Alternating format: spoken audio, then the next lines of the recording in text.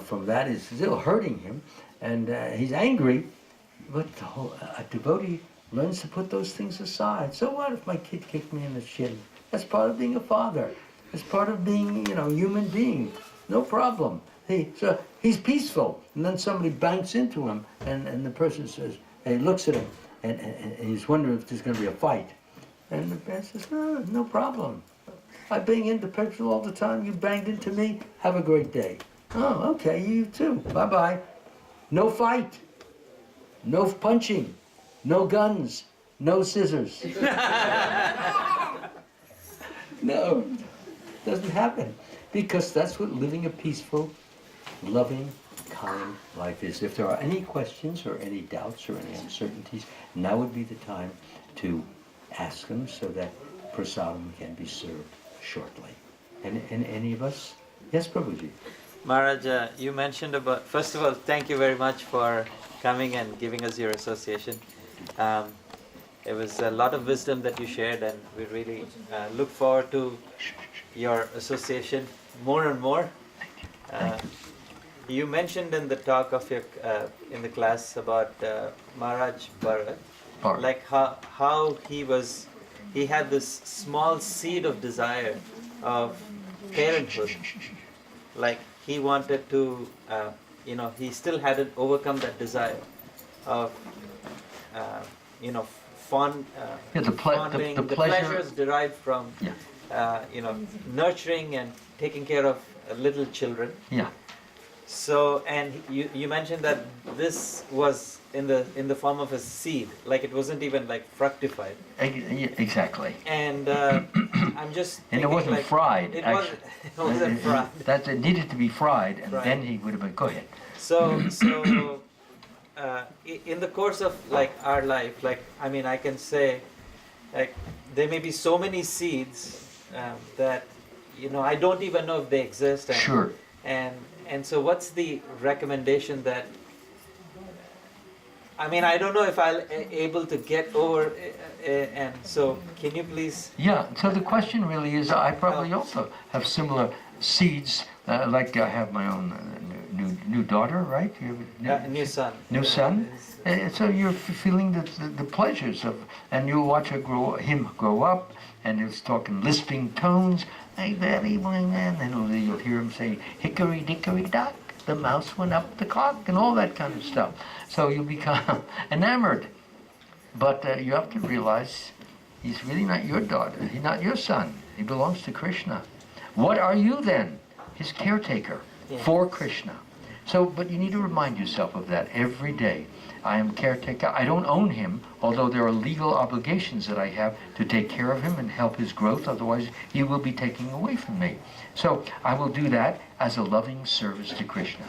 So when I hug him, or when I teach him how to speak, or I teach him mathematics, or I teach him geography, we get together. In your mind, you must be thinking, this is for you, Krishna. I am this teacher.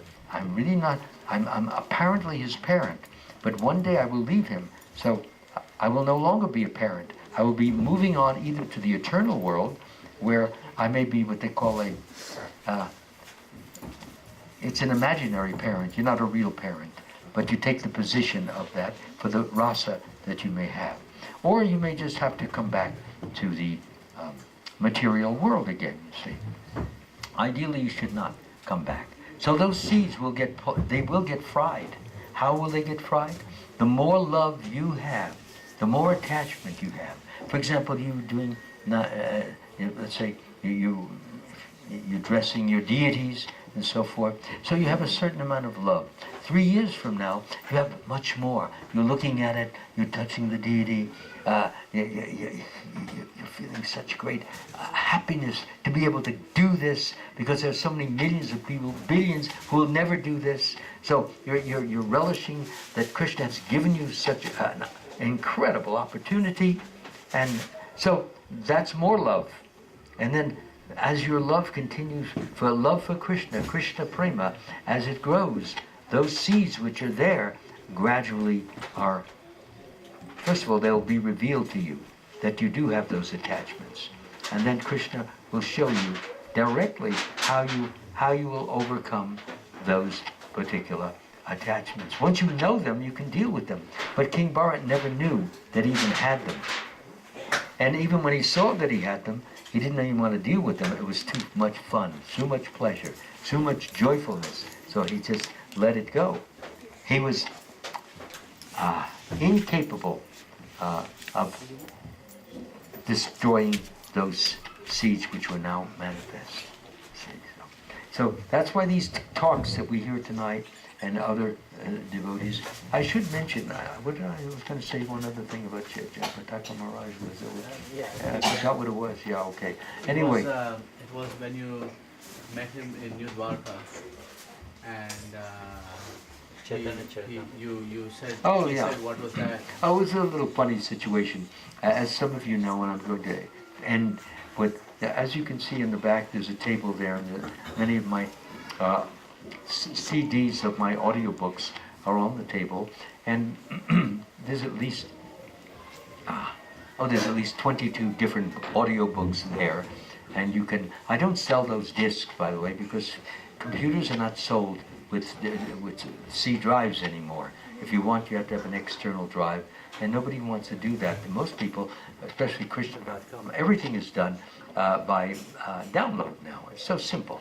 So if I do have a catalog sheets there, so if those of you would like to have the sheets, I don't know, did you bring enough of those catalog sheets, or are they over in the back? Okay, yes. So you just can take one, and on the back, if you want to order it, you just fill in the information on the back, and just give me your email address, and let me have, if you have your card with you, a credit card, it's mark the number. This will go nowhere. Once it's done, I tear it up or burn it. It never goes anywhere.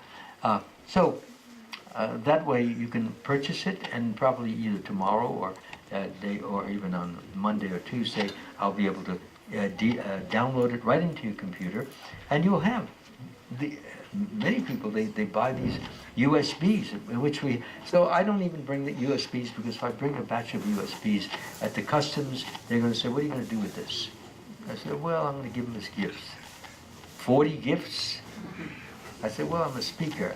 And then Vaisheshika, he just innocently brought some things, maybe some beads or something like that, and I stopped him for 3-4 hours, interrogating him as if he was a criminal. They do that. And that's how they score victories. Hey, I got one today. It's like fishing, and we got one. I try to avoid that, but I will give you, I'll send it into your, the cloud section of your computer, and then from there you can download it into the computer itself, or into your cell phone, or into your USB, or into your MP3 player, and any of those things, and you'll have it, and then you can share it with your sisters and brothers. I don't care about that. I don't feel I'm being cheated at all. The more you spread it, the more I feel I'm being helped. That's what my business is. The prices are on. They're not. Actually, you save a lot of. If you buy the whole set, that's the way to go. Instead of paying $300 for every one individually over a period of time, you pay for it all at one time, and you save $150 immediately. I have only 3 of my books, and whoever wants it can order, can purchase now if they want to. If it gets sold out, you can always contact the Los Angeles Temple Book Department, or what they call the gift shop, and they have them there, and they'll send it to you. I just don't deal in that kind of marketing, going to the post office and wrapping. Years ago I did, but so everything is available to you.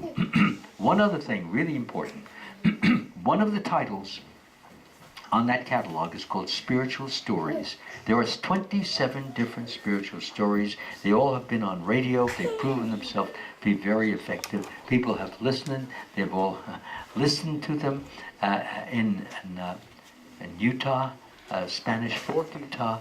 So they were there, and people have been listening for the years and years. And they're like, for example, Rukmini gets kidnapped by Krishna. These are some of the stories on there. Or what's his name? Brahmana. Sudama Brahman. Yeah, how he just basically expressing himself lovingly to Krishna. He's very poor. He has no money. His wife is very concerned about him. He doesn't eat enough. So he goes to Krishna. I'm not going to tell the whole story. But anyway, it's a miracle of miracles takes place. He comes back to his home. He can't even find his home, because the home is no longer there. It's a big palace there. And then his wife comes out, and he wonders, is that my wife? My wife didn't look that beautiful. You know, beautiful diamonds, bangles, you never.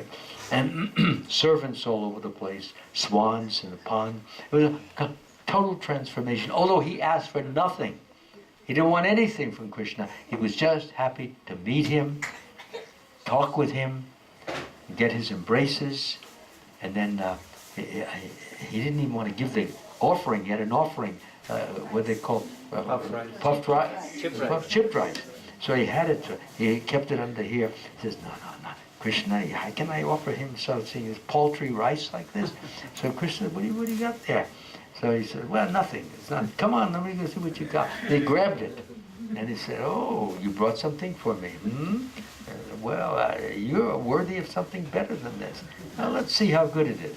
So he opened it up, and he started eating the chipped rice. And said, this is so good. He said, how could it be good? It's this chipped rice. Yes, but your love and devotion is covered all over it. And I don't need chipped rice. I don't need pizza. I didn't have pizza in those days. But I don't need any of those things. I just love. And if you give me love, pure love, and you didn't even want to give this to me because you thought it wasn't befitting. So I can't thank you enough. And then he wanted to take another handful, and the goddess of fortune, she was right there, Rukmini, and she, no, you gave him, you took enough. I'm so obliged to this man, it'll take me millions of lives to pay him off. So he said he balked and didn't take any more. And Sudama, when he was home, he never even thought that I should have asked or anything like that. He didn't have anything in his hands, but when he got home, he saw this big, beautiful palace, and he saw his wife look like a queen or a princess, and people were walking on his property, like demigods, just singing beautiful glories of the Lord.